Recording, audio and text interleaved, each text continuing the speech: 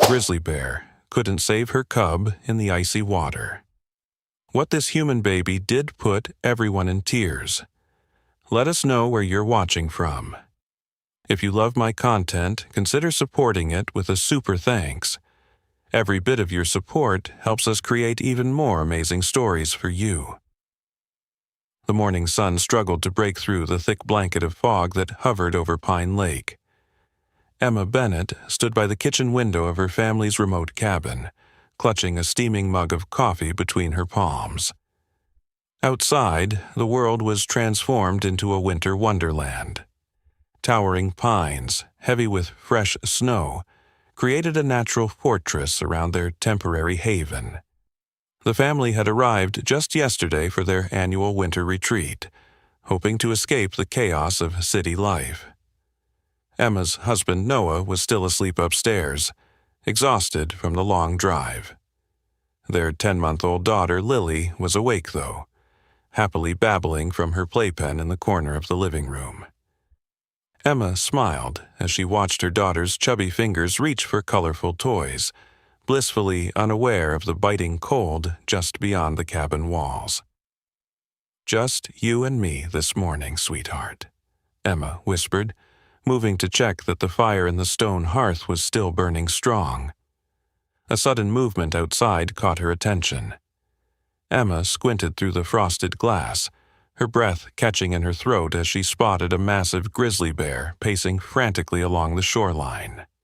Even from this distance, Emma could see the animal's distress in every movement. The bear roared, a sound that seemed to shake the very cabin before charging toward the partially frozen lake. That's when Emma saw it. A tiny cub, desperately clinging to a small ice sheet that had broken away. The little one's terrified whimpers carried across the still morning air, each cry more heart-wrenching than the last. The mother bear pawed at the thin ice, trying to reach her baby, but each attempt only sent more cracks spiderwebbing across the surface. "Oh no," Emma breathed, her coffee forgotten on the windowsill. She reached for her phone, frantically dialing the local ranger station. No service. Of course there wasn't. They were miles from civilization. The situation was growing more desperate by the second. The cub's small head disappeared beneath the water momentarily before resurfacing, its struggles visibly weakening. The mother bear roared again, this time a sound so filled with anguish that tears sprang to Emma's eyes. The massive animal ventured onto the ice despite the audible cracking beneath her weight. She seemed to understand the danger but was driven by maternal instinct stronger than self-preservation. Emma paced the cabin floor, torn between the instinct to help and the knowledge of how dangerous a desperate mother bear could be. From the corner of her eye, she noticed the playpen was empty. Her heart stopped. "Lily?" Emma called, spinning around. The front door stood ajar, swinging gently in the morning breeze. Terror, like she'd never known, seized Emma's chest. "Lily!" Emma rushed to the door, her socked feet slipping on the wooden porch as she burst outside. There, crawling determinedly through the snow in nothing but her fuzzy pink pajamas, was Lily. The baby had somehow escaped her playpen and was moving straight toward the lake, straight toward the frantic grizzly bear. "Noah!" Emma screamed toward the cabin, unable to tear her eyes away from her daughter. "Noah, help!" With each tiny movement forward, Lily left small handprints in the fresh snow. She seemed drawn by the cub's cries, her innocent mind unaware of the danger ahead. Emma sprinted toward her daughter, bare feet numb in the snow, when suddenly the mother bear turned.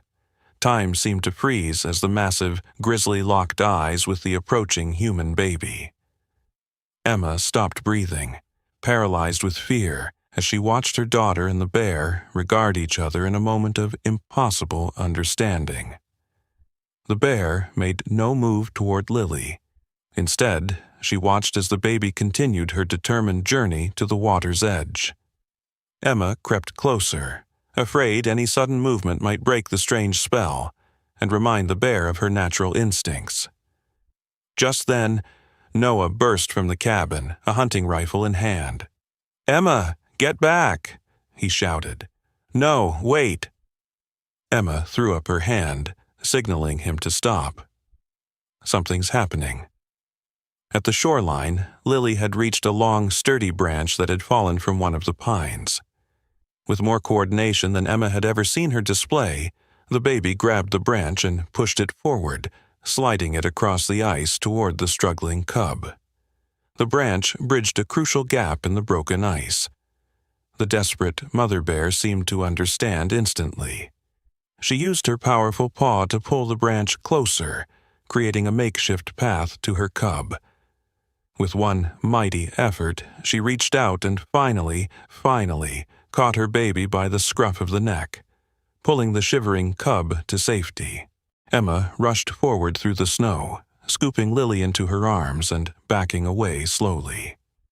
The mother bear cradled her cub close, licking its wet fur as the little one trembled against her warm body. Then, in a moment, Emma would replay in her mind for years to come. The grizzly raised her head and stared directly at them. There was no aggression in her gaze, only a profound, impossible gratitude that transcended species. The bear turned away, disappearing into the forest with her rescued cub, leaving behind only paw prints in the snow and a family forever changed by what they had witnessed. Noah reached them, wrapping his arms around Emma and Lily, his face pale with the realization of what had nearly happened and the miracle they had just witnessed. "Did you see?" Emma whispered, tears freezing on her cheeks. She understood. They both did. From the cabin porch, their elderly neighbor Mason Reynolds stood watching, his weathered face streaked with tears. He had rushed over after hearing the commotion, arriving just in time to witness the rescue.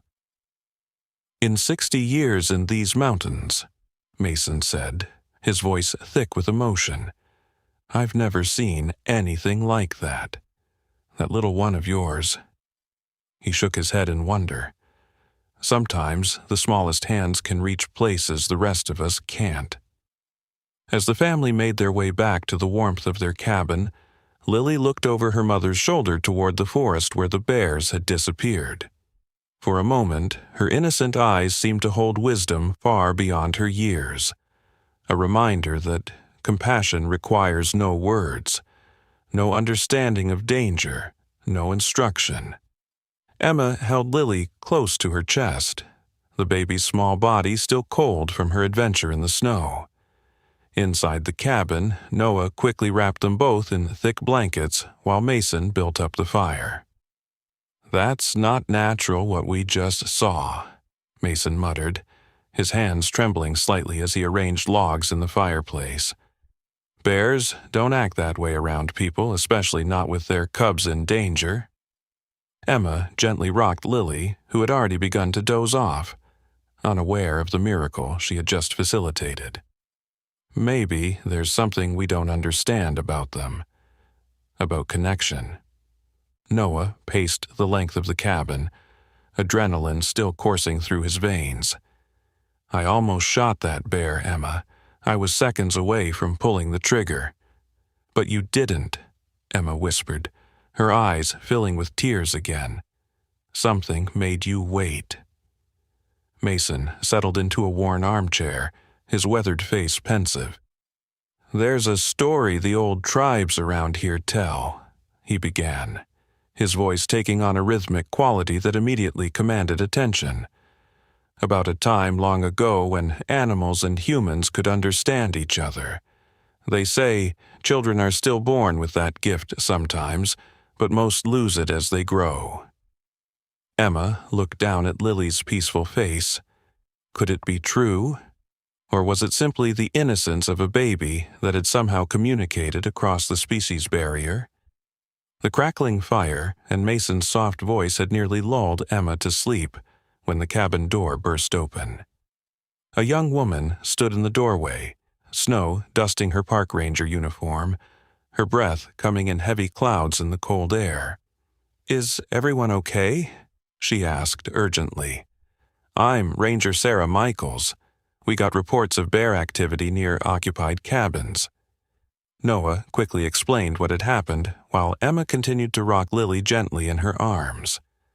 Sarah's expression shifted from professional concern to disbelief as Noah recounted the story. "That's not possible," she said finally. "Grizzly mothers are the most protective animals in these mountains. They've been known to attack at the mere suspicion of a threat to their cubs." "We know what we saw," Mason insisted from his chair. "That bear and this child had a moment of understanding that can't be explained by your wildlife manuals." Sarah ran a hand through her short, dark hair, clearly conflicted. "Look, I believe you saw something incredible.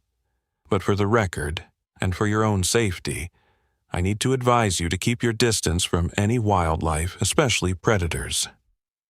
As Sarah spoke, her radio crackled to life with static. "Sarah, you there?" "Got something strange over by the eastern trail. Multiple reports of bear tracks circling back toward the cabins. Might be the same female from earlier." Emma felt her heart skip a beat. The bear was coming back? Sarah immediately tensed, her hand moving to the tranquilizer gun at her hip. "Stay inside," she ordered, moving toward the door. "Lock it behind me." "Wait," Emma said, a sudden urgency in her voice that surprised even herself. "What if she's not coming back to attack? What if she's coming back to, I don't know, to show gratitude?" Sarah stared at Emma like she had lost her mind. "Ma'am, with all due respect, that's not how wildlife behaves. If that bear is returning, it's because she perceives a threat or sees an opportunity for food." But even as she spoke, a low, huffing sound came from outside the cabin. Noah moved cautiously to the window and pulled back the curtain just enough to peek outside. "It's her," he confirmed, his voice barely above a whisper. "She's at the edge of the clearing." Sarah moved beside him, her professional demeanor momentarily forgotten as curiosity overtook caution. "She's holding something in her mouth," the ranger observed. In the dim twilight that had begun to settle over the forest, they could make out the massive silhouette of the mother grizzly. She wasn't approaching the cabin directly, but seemed to be lingering at the tree line, deliberate in her presence. In her mouth, she carried something that gleamed faintly in the dusk light. Against every protocol and against Sarah's direct orders, Noah unlatched the door and stepped onto the porch. Emma, still holding Lily, stood frozen in the doorway, torn between trust in what she had witnessed earlier and primal fear of the wild predator merely yards away. The bear watched Noah carefully, her powerful body completely still, except for the steam of her breath in the cold air. Then, with deliberate slowness, she placed the object from her mouth onto the snow. She looked directly at the cabin once more before melting back into the darkening forest, her cub following close behind. For several long moments, no one moved. Then Sarah, hand still on her tranquilizer gun, nodded to Noah. "I'll cover you. Let's see what she left." Noah cautiously approached the spot where the bear had been. He knelt in the snow, picking up the object with trembling hands. "It's an arrowhead," he called back, surprise evident in his voice, an old one, made of some kind of blue stone. When Noah returned to the cabin, they all gathered around to examine the artifact. The arrowhead was indeed ancient, crafted from a striking blue-green stone that none of them recognized. It had been perfectly preserved, its edges still sharp enough to draw blood. Mason held it reverently, turning it over in his gnarled hands. "Turquoise," he murmured. "Sacred to many tribes. A stone of protection and healing." His eyes glistened with unshed tears. "This isn't just any arrowhead. This is from the old people, maybe thousands of years old." Sarah shook her head in disbelief. Bears don't collect artifacts. They don't give gifts. This isn't possible." "And yet," Emma said softly, looking down at Lily, who had awakened and was reaching for the glimmering stone, "here we are." Mason's voice grew stronger as he continued. "The tribes believe that when the barriers between humans and animals thin, it's a sign. A reminder that we are all connected, that we were meant to live in balance." The arrowhead caught the firelight, sending blue reflections dancing across the cabin walls. Outside, snow began to fall again, soft and silent, covering the tracks of both human and bear. "What happens now?" Noah asked, looking to Sarah, whose ranger training seemed inadequate in the face of what they had witnessed. Sarah hesitated, clearly torn between her scientific training and the undeniable evidence before her. "Officially? Nothing. I can't report that a grizzly bear gave a prehistoric artifact to thank a human baby for saving her cub. I'd be laughed out of the service." "And unofficially?" Emma prompted. Sarah's professional facade cracked slightly, revealing wonder and something like reverence. "Unofficially? I think we've all been given a gift far more valuable than an arrowhead, a reminder of something we've forgotten." That night, after Sarah had left to continue her patrol and Mason had returned to his own cabin, the Bennett family sat together in front of the fire. The arrowhead lay on the mantel, its mysterious presence a tangible reminder of the day's events. "Do you think anyone will believe us?" Noah asked, his arm around Emma, as Lily slept peacefully between them.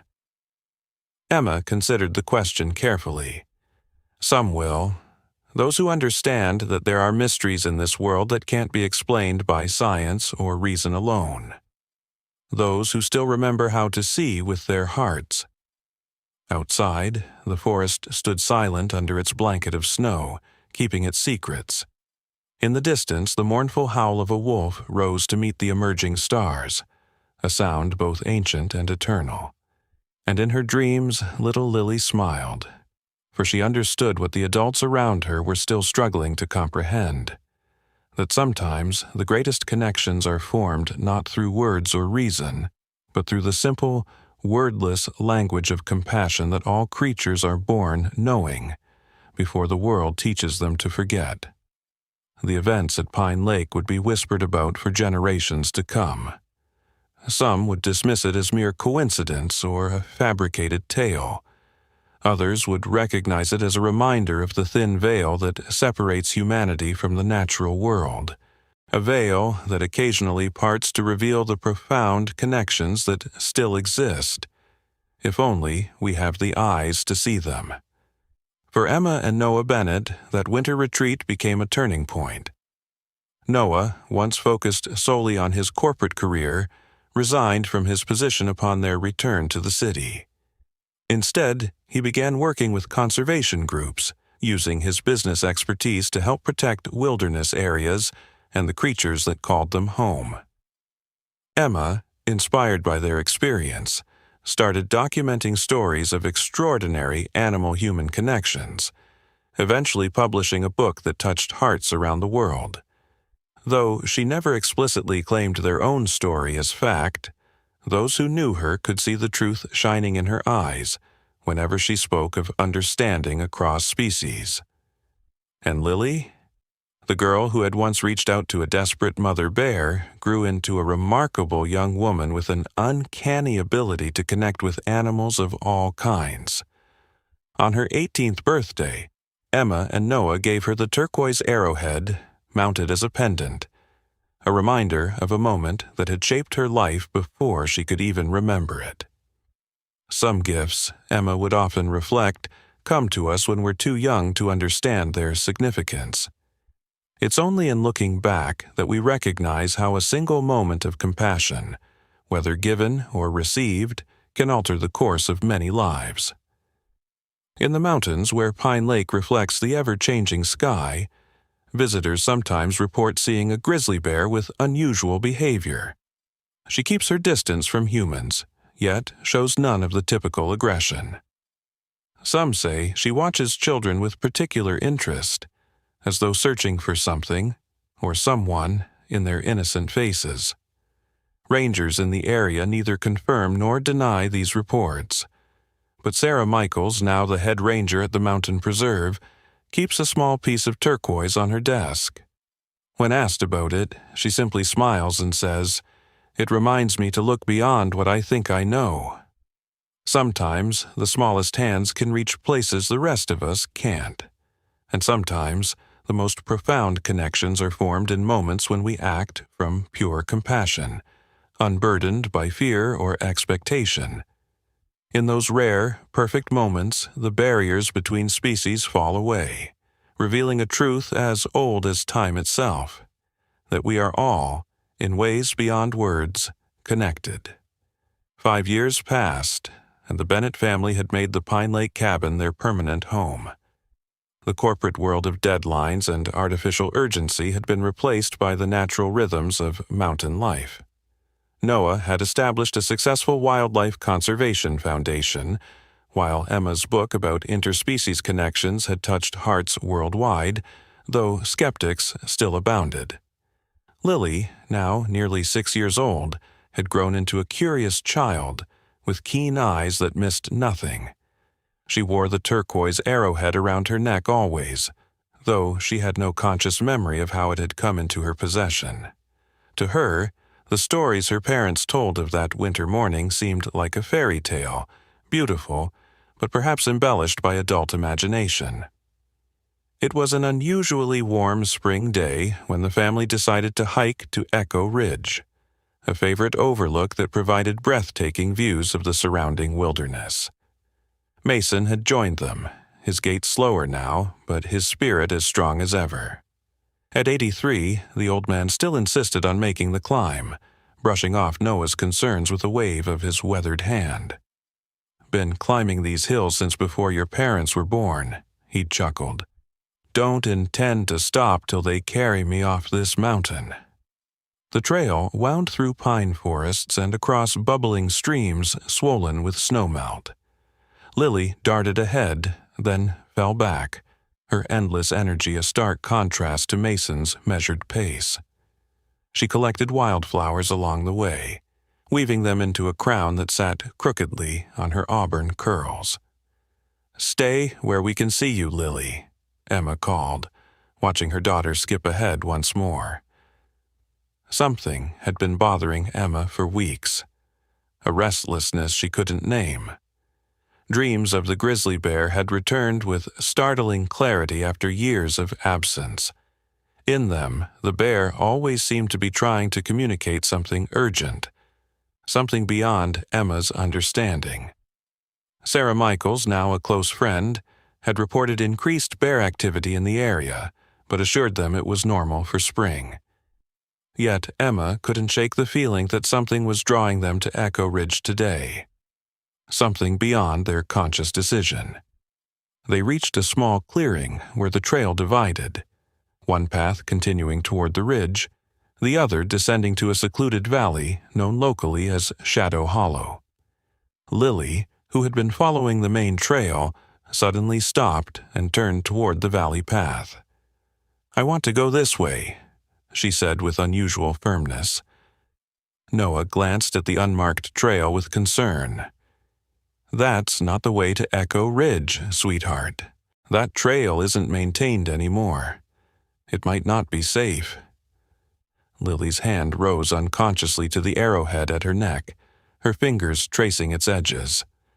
"I need to go this way," she insisted, her voice taking on a quality that sent a shiver down Emma's spine. It was older somehow, more certain. Mason had caught up to them, his breathing labored from the climb. He looked at Lily with curious eyes, then at the path she indicated. "Shadow Hollow," he mused. "Been years since I went down there. Used to be an old tribal gathering place, long ago." Emma and Noah exchanged concerned glances. "Is it dangerous?" Emma asked. Mason shrugged. "No more than anywhere else in these mountains. just forgotten. The old spring there dried up maybe 30 years back, so animals don't gather there much anymore. Something in Lily's determined expression made Emma hesitate. She remembered the inexplicable connection her daughter had formed with the mother bear as an infant. Was this another moment when they should trust Lily's instincts over adult reasoning? "Let's follow her," Emma said quietly to Noah. "Just a little way." Noah looked uncertain but nodded. "Not too far, though. We should be back before dark." They followed the overgrown path, with Lily leading the way, as if she had traveled it many times before. The forest grew denser as they descended, the light filtering through the canopy in dappled patterns that shifted with the breeze. Emma noticed Lily touching certain trees as she passed, her small fingers tracing the rough bark with a deliberate gentleness. After 20 minutes of careful hiking, they emerged into a bowl-shaped hollow surrounded by towering pines. In the center stood the remains of what might once have been a stone circle, now mostly reclaimed by earth and vegetation. The air felt different here, still and expectant, as if the hollow itself were holding its breath. Lily walked directly to the center of the circle and knelt, placing her palm flat against a moss-covered stone. "It's underneath," she said simply. "What's underneath, Lily?" Noah asked, a note of concern in his voice. Lily looked up at her father with those wise eyes that sometimes made him forget she was only a child. "The water. It's trying to come back, but something's blocking it." Mason had been examining the stone circle with interest. "She might be right," he said slowly. "This was a sacred spring once. The tribes believed the water had healing properties." He knelt beside Lily with some difficulty, his old joints protesting. "What makes you think it's trying to come back?" Lily traced a pattern on the ground that looked strangely like the paw print of a large animal. "She showed me." A charged silence fell over the group. No one needed to ask who she was. Mason was the first to recover. "Well then," he said, pulling a small collapsible shovel from his backpack. "Let's see what's blocking it, shall we?" Noah started to protest. This was protected land after all. But Emma placed a hand on his arm. "Just a little digging," she said softly. "If we find nothing, we'll stop." Under Lily's direction, they carefully removed layers of compacted soil and debris from around the largest stone. Mason worked methodically, his expertise evident in every calculated movement. After nearly an hour of careful excavation, his shovel struck something with a dull thud. "That's not stone," he muttered, dropping to his knees to clear away the surrounding dirt with his hands. Gradually, they uncovered what appeared to be an old metal box, its surface corroded by time and moisture. It was roughly the size of a small suitcase, with no visible hinges or locking mechanism. Strange symbols were engraved across its surface, faded but still discernible. "It doesn't belong here," Lily said, her voice troubled. "It's making the water sad." Mason studied the markings with a furrowed brow. "These aren't tribal symbols," he said. "This is much newer, maybe mid-20th century." As they contemplated their discovery, a low rumble of thunder sounded overhead. Dark clouds had gathered unnoticed, and the air had taken on the electric quality that precedes a storm. "We should get back," Noah said, eyeing the sky with concern. "We can contact the Historical Society about this once we're home." Emma had just begun to gather their tools when Lily gave a startled cry. The ground beneath the metal box had begun to tremble, and a thin trickle of water was seeping up around its edges. "It's coming!" Lily exclaimed, backing away from the stone circle. The trickle quickly became a steady flow as the pressure of the hidden spring lifted the metal box from its resting place. The container rose on the growing fountain of water, then toppled to one side as the spring burst forth with surprising force. Clear, sparkling water bubbled up from the ancient source, spreading across the hollow in rivulets that seemed to follow the half-buried stones of the old circle. Mason stared in astonishment. "The sacred spring," he whispered. "After all these years." As the water flowed, something extraordinary began to happen. Animals emerged from the surrounding forest. First, small creatures like squirrels and rabbits, then deer stepping cautiously into the hollow. They approached the spring without fear, drinking from the fresh water as if they had been waiting for its return. And then, at the edge of the hollow, a massive form appeared. Emma's heart nearly stopped. The grizzly bear stood watching them, her powerful body silhouetted against the darkening forest. Beside her was a half-grown cub, too large to be the same one from that winter day, but perhaps another offspring. "Don't move," Noah whispered urgently, positioning himself between the bear and his family. But Lily stepped forward, the turquoise arrowhead glowing with an odd blue luminescence against her skin. "It's okay," she said. "She's been waiting too." The mother bear made no aggressive move. Instead, she approached the spring slowly, her cub following cautiously behind. The other animals parted to make way but showed no panic at the predator's presence. It was as if the normal rules of the wild had been temporarily suspended in this sacred space. The bear stopped at the edge of the now flowing spring and dipped her massive paw into the water. She then raised her head and looked directly at Lily, a look of such intelligence that even Noah, the most skeptical among them, felt a chill of recognition. Lily reached up to touch the arrowhead at her neck, then unclasped it. Before anyone could stop her, she walked toward the bear and held out the pendant, her small hand steady and unafraid. "Lily, no," Emma gasped, but Mason held her back. "Wait," the old man said. "Just wait." In a moment that seemed to stretch into eternity, the bear and the child regarded each other across the flowing spring. Then, with delicate precision that belied her enormous size, the grizzly extended her snout and gently took the arrowhead from Lily's palm. The bear turned and lumbered to the metal box that had been displaced by the water. Using her powerful claws, she prized open what humans had been unable to access. From inside, she extracted something that glinted in the dim light and returned to Lily. In exchange for the turquoise arrowhead, the bear dropped a circular object at Lily's feet, an ancient medallion, crafted from the same blue-green stone but inlaid with symbols that matched those on the stones of the circle. Thunder crashed overhead, and rain began to fall in heavy drops that seemed to release a collective breath held by all present. The bear and her cub retreated to the forest edge, while the other animals scattered for shelter. The spring continued to flow, stronger now, cleansing away decades of stagnation. Mason approached the open metal box cautiously. Inside were papers and photographs, protected from decay by the container's seal.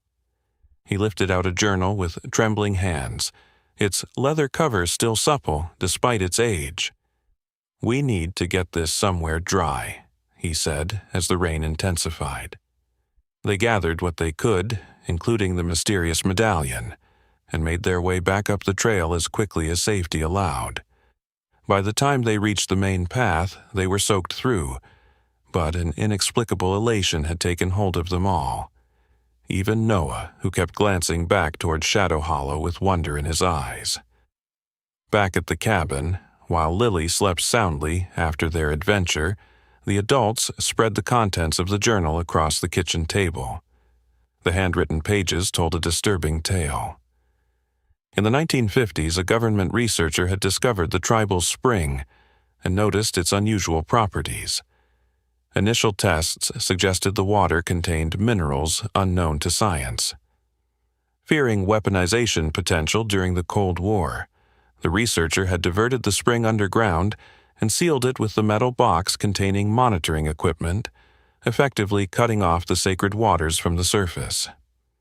He was trying to protect it in his way, Mason said, turning the brittle pages carefully, afraid of what would happen if the military got involved. Emma studied the medallion that the bear had given to Lily. Unlike the arrowhead, which had been a tool, this was clearly ceremonial. A perfect circle of turquoise with intricate carvings that seemed to tell a story in symbols they couldn't decipher. Why would the bear take the arrowhead and give this instead? She wondered aloud. Mason's weathered finger traced one of the symbols, a small handprint beside what appeared to be a larger paw print. The tribes believed that certain objects held spiritual power, not the material itself, but the connections it represented. That arrowhead was a tool, meant for action. This medallion is a symbol of protection and covenant. Noah, who had been silent for much of the evening, finally spoke. Are we really discussing the symbolic intentions of a wild animal? Despite his words, his tone lacked its usual skepticism. You saw what I saw today, Emma said quietly. All of us did. Outside, the storm had passed, leaving behind a world washed clean. Through the window, they could see stars emerging in the clearing sky, their light reflecting off puddles that dotted the ground. In the days that followed, their discovery brought significant attention to Pine Lake. Archaeologists confirmed the stone circle was indeed an ancient ceremonial site, while environmental scientists marveled at the spontaneous reactivation of the spring. The government documents found in the box were declassified, revealing a forgotten chapter of Cold War history.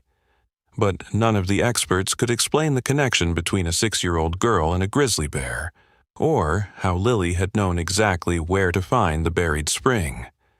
Such things remained in the realm of mystery, where empirical science gave way to older forms of knowing.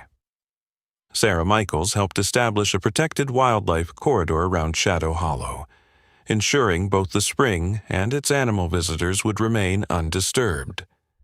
The medallion was examined by tribal elders who confirmed it as a sacred object thought lost generations ago, a token that symbolized the covenant between the human and natural worlds. Lily continued to grow, carrying with her an intuitive understanding of the wild that no formal education could provide.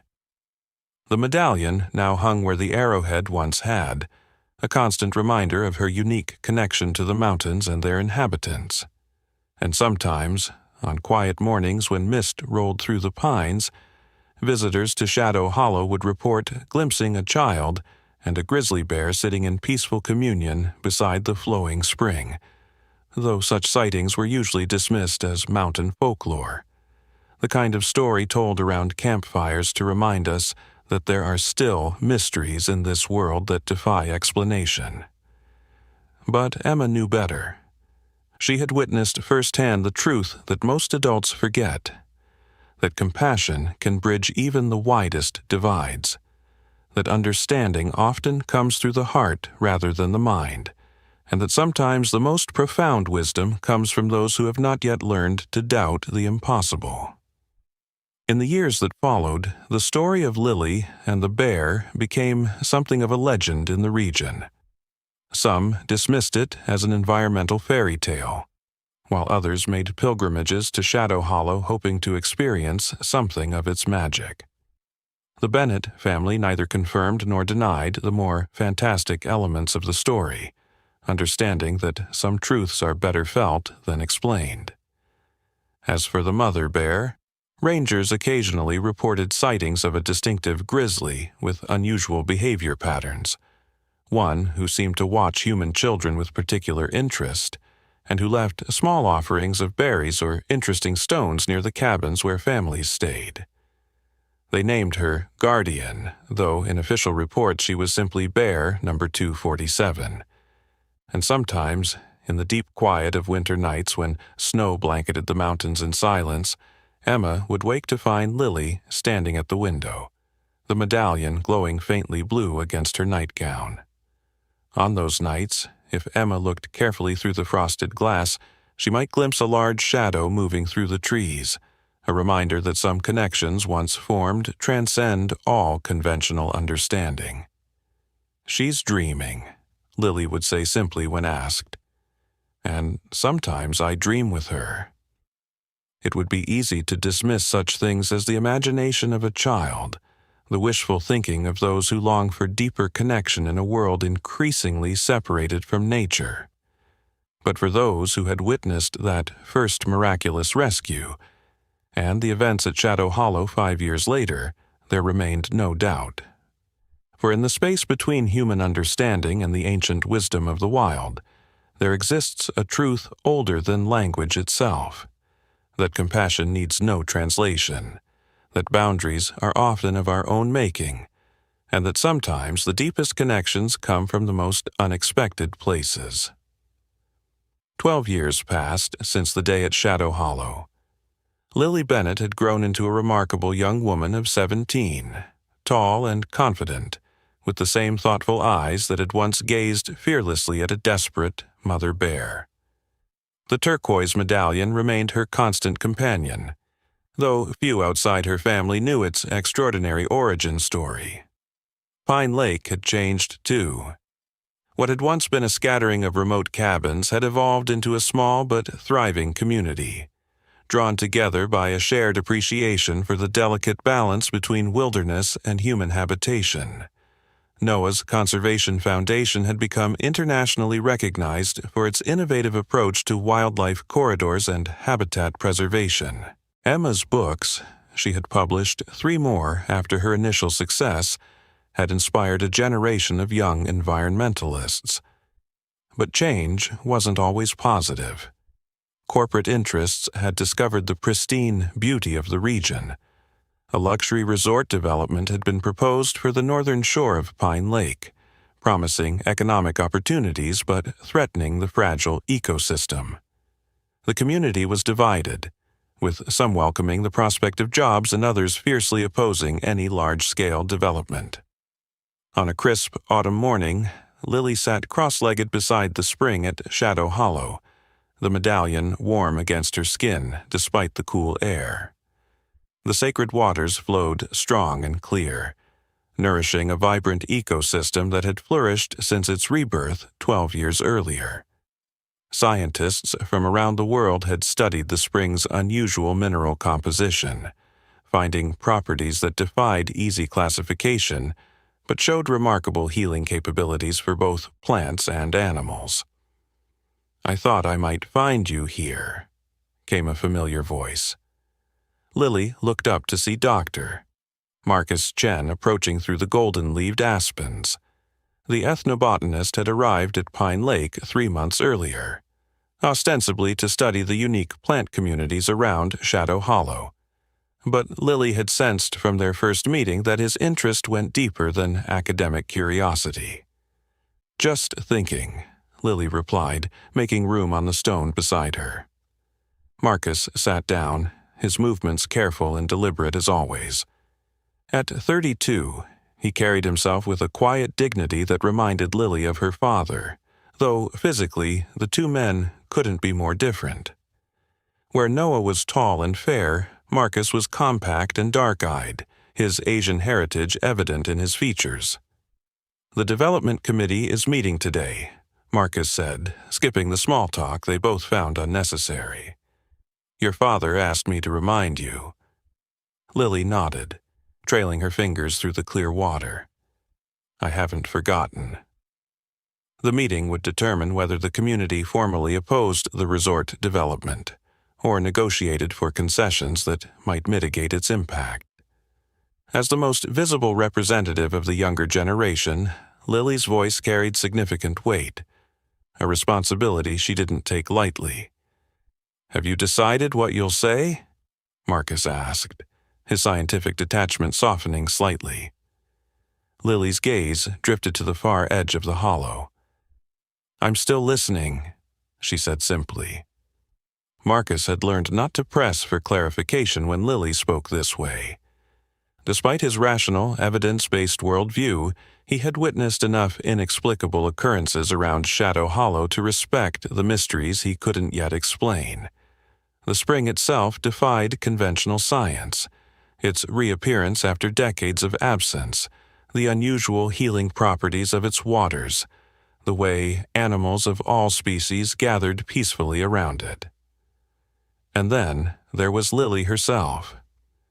Marcus had watched her communicate wordlessly with wounded animals, had seen her predict weather changes before any instrumentation detected them, had observed her seemingly intuitive understanding of ecological relationships that scientists spent lifetimes trying to map. "There's something different today," Marcus noted, scanning the hollow with practiced eyes. "The animals are agitated." He was right. The usual peaceful atmosphere of Shadow Hollow had been replaced by a nervous energy.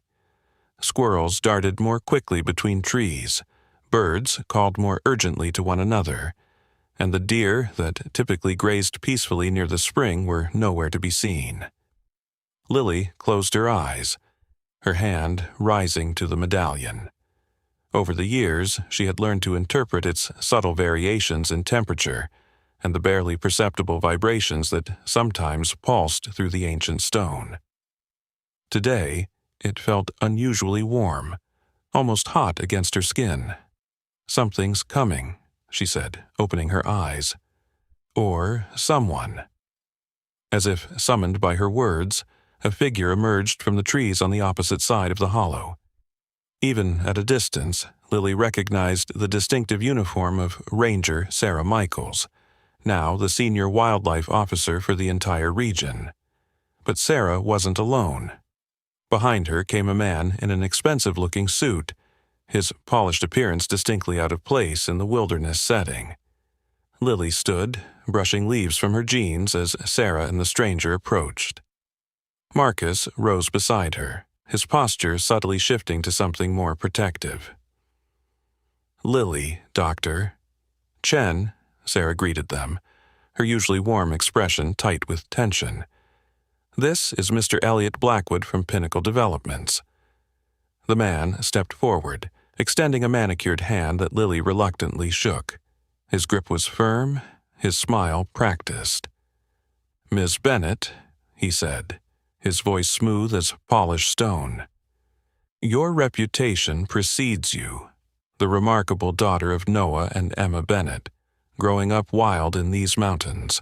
His gaze moved to the medallion at Lily's throat, lingering there with unsettling interest before he turned to Marcus. "And Dr. Chen, your papers on ethnobotanical applications in pharmaceutical development have been illuminating." There was something in the way he emphasized the word that sent a chill through Lily. She glanced at Marcus, whose expression had gone carefully neutral. "What brings you to Shadow Hollow, Mr. Blackwood?" Lily asked, keeping her voice level, despite a growing sense of unease. Blackwood swept his arm in an expansive gesture that encompassed the hollow. "This extraordinary place, of course. I wanted to see it for myself before the community meeting, to understand what all the fuss is about." His smile didn't reach his eyes. "And I must say, it is impressive. The energy here is palpable." "Shadow Hollow is protected land," Sarah interjected firmly. "Part of the wildlife corridor established 12 years ago." Of course," Blackwood nodded agreeably. "Pinnacle Developments respects all legal designations. Our proposed resort wouldn't encroach on protected areas." He turned back to Lily. "In fact, we see opportunities for partnership. Ecotourism, educational programs, shared stewardship." His words were perfect, exactly what an environmentally conscious community would want to hear. Yet something about the man raised Lily's instincts like hackles on a wolf. "You seem very familiar with our community, Mr. Blackwood," Marcus observed quietly. "I make it my business to understand the places where we develop," Blackwood replied. "The history, the people, the unique characteristics. His gaze drifted to the spring, then back to Lily's medallion. This area has such fascinating folklore.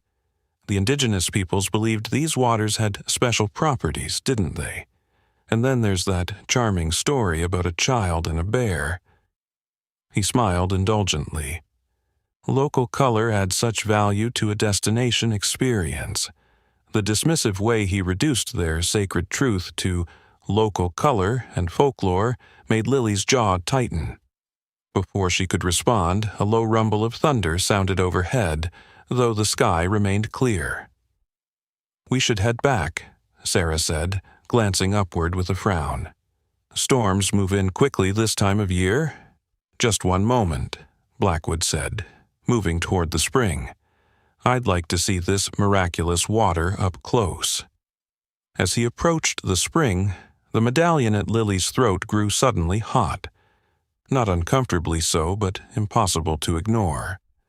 At the same moment, the surface of the spring, normally crystal clear, began to cloud. Blackwood knelt beside the water, reaching out as if to touch it. Fascinating mineral composition, I'm told. Unique properties that science can't quite explain. He glanced back at Lily with a knowing look that suggested he understood more than he should. Yet, just as his fingers were about to break the water's surface, a blood-curdling roar shattered the hollow silence. Everyone froze. Even Blackwood's practiced composure cracked as he straightened abruptly, nearly losing his balance. At the edge of the hollow stood a massive grizzly bear, larger than any Lily had seen before. Its fur was grizzled with age, silver threads running through the brown, but its power was undiminished. The bear rose onto its hind legs, towering over 8 feet tall, and roared again. "Don't move," Sarah ordered sharply, her hand moving to the tranquilizer gun at her hip, but Lily was already stepping forward, her hand raised in a gesture that stopped Sarah as effectively as a physical barrier. "No," she said firmly. "She won't hurt us." The bear dropped back to all fours and moved forward with deliberate steps, ignoring the others and focusing entirely on Lily. Despite the animal's enormous size and power, Lily showed no fear, walking to meet the bear halfway. "Guardian," she whispered, using the name the rangers had given the distinctive Grizzly years ago. The bear stopped just feet from Lily, close enough that she could feel its warm breath. Though the animal had aged, Lily recognized the intelligence in those eyes. The same mother bear who had once struggled to save her cub from icy waters, who had left an ancient arrowhead as thanks for a baby's help. Over the years, their paths had crossed many times, though never in the presence of strangers.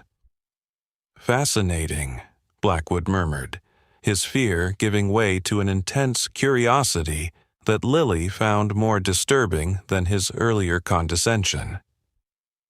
"The legendary guardian. And she knows you, doesn't she, Miss Bennet?"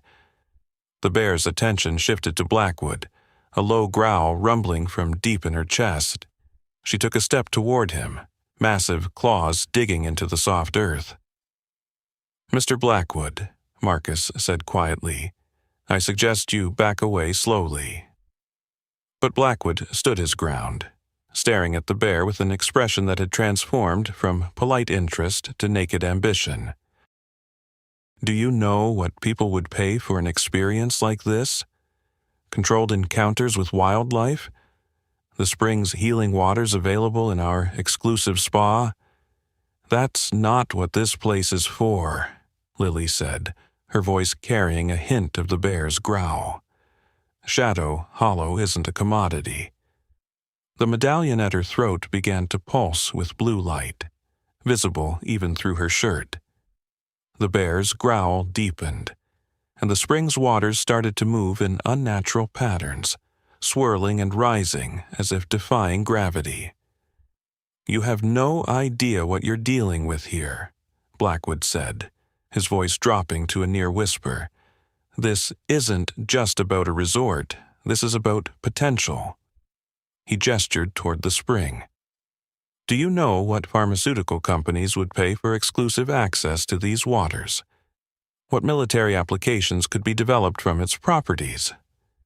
Sarah stepped forward, positioning herself between Blackwood and Lily. "You need to leave. Now." The sky darkened suddenly, though no clouds were visible. A wind swept through the hollow, carrying autumn leaves in spiraling eddies around them. The bear roared again, the sound seeming to echo from every direction at once. Blackwood's confident facade finally cracked. "What is this?" he demanded, looking from the spring to Lily to the bear with growing alarm. "This is Shadow Hollow protecting itself," Lily said, her voice calm amid the swirling chaos, "as it has for thousands of years." The medallion's glow intensified, and Lily felt a familiar presence. Not just the bear before her, but generations of guardians, human and animal alike, who had protected this sacred place. In that moment of connection, she understood what needed to be done. She stepped to the spring's edge, knelt, and placed the medallion on the stone. "It was never mine to keep," she said softly. Then she slipped the ancient artifact into the depths of the spring. The effect was immediate and extraordinary. The water's surface burst into blue-green light that spread outward in concentric circles. Where it touched the surrounding stones, ancient symbols, matching those on the medallion, began to glow as if etched in fire. The complete circle was revealed, a perfect ring of glowing symbols surrounding the spring. "A seal," Marcus breathed, scientific detachment giving way to wonder. Not just a ceremonial site, a seal. The bear approached the spring's edge opposite Lily, dipped one massive paw into the glowing water, then looked across at her with an expression so human it took her breath away. Understanding passed between them, the final piece of a puzzle Lily had been solving her entire life without realizing it. "What is happening?" Blackwood demanded, backing away as the light continued to spread outward from the spring. "Something that was always meant to happen," Lily replied. "The full awakening of Shadow Hollow." The light reached the outer edges of the hollow and began to climb, forming a dome of shimmering blue-green energy that enclosed the entire sacred space. Within this dome, the air itself seemed to change, becoming charged with possibility. The bear turned to Blackwood, who now pressed against the boundary of light, unable to pass through it. Guardian approached him slowly, deliberately, her massive form radiating power not just of muscle and claw, but of something more ancient, the embodiment of wild nature's resistance to exploitation. "Call it off," Blackwood pleaded, looking to Lily. "Make it stop." Lily shook her head. "It's not mine to command, never was." The bear stopped inches from Blackwood, rose again to her full height, and placed one huge paw against the barrier of light. Where they touched, images began to form in the shimmering energy, visions of what Pinnacle's development would truly bring. Not harmony with nature, but devastation. Cleared forests, polluted waters, wildlife driven from ancient habitats. Beyond these immediate consequences, the visions showed darker applications of the spring's power. Weapons, genetic modifications, the sacred waters bottled and sold to the highest bidder. "How are you doing this?"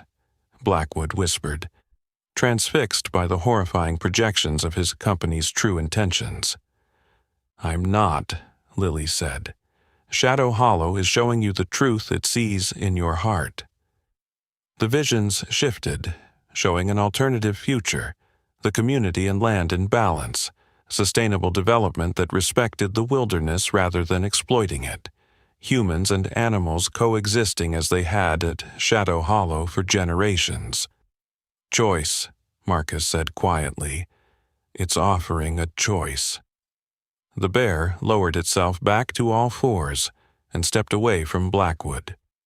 The glowing barrier faded, leaving the hollow bathed in normal autumn sunlight once more. The only evidence of what had transpired was the medallion, now resting atop the center stone of the spring rather than beneath the water, its surface transformed. Where once it had shown ancient symbols, it now displayed a perfect etching of a child's hand and a bear's paw, side by side. Blackwood stared at it, then at Lily, then at Guardian. The practiced corporate mask had fallen away completely, revealing a man fundamentally shaken by what he had witnessed. "What happens now?" he asked, his voice barely audible. Lily picked up the medallion and held it out to him. "That depends on you. This place has offered you understanding. What you do with it is your choice." Blackwood hesitated, then slowly reached out and touched the medallion. The moment his fingers contacted the turquoise surface, he gasped as if shocked. When he withdrew his hand, a look of profound awareness had replaced his confusion, as if he had glimpsed something beyond his previous understanding. "I need time to think," he said finally, his voice altered. "The meeting, the development plans, everything needs to be reconsidered." Sarah, who had watched the entire encounter in stunned silence, finally found her voice. "I think that would be wise, Mr. Blackwood." As they prepared to leave the hollow, Lily turned back to Guardian. The bear watched her with what could only be described as approval, before turning and disappearing into the forest with the unhurried confidence of a being secure in its purpose. That evening, as sunset painted the mountains in hues of amber and gold, the community gathered in the old lodge at the center of Pine Lake. The meeting that had been intended to debate the resort development instead became something entirely different when Elliot Blackwood took the floor. "I came to Pine Lake with certain preconceptions," he began, his polished corporate delivery replaced by something more genuine. "I saw resources to be developed, profits to be made, obstacles to be overcome."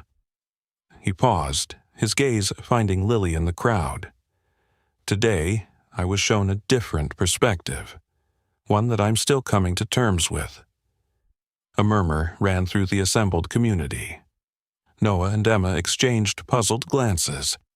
Mason, now in his 90s but still sharp-minded, leaned forward in his chair with keen interest.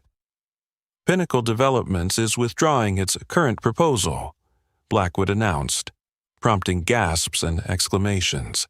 "Instead, we would like to explore a different kind of partnership with Pine Lake, one that prioritizes conservation, sustainability, and respect for the unique character of this extraordinary place."